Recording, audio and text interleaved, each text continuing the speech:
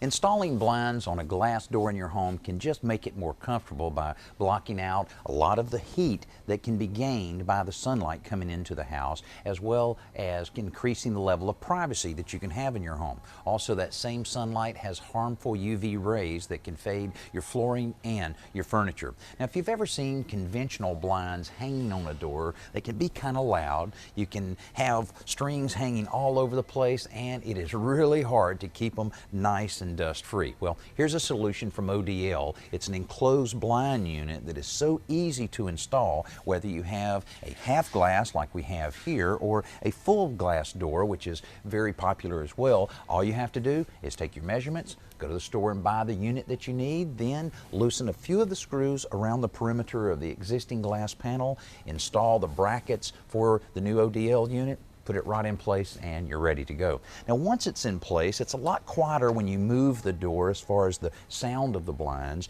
and it's so easy to adjust the level of light coming in with a little handle on this side, and then over here you can open all of the blinds or close them with just a very simple slide handle on the other side.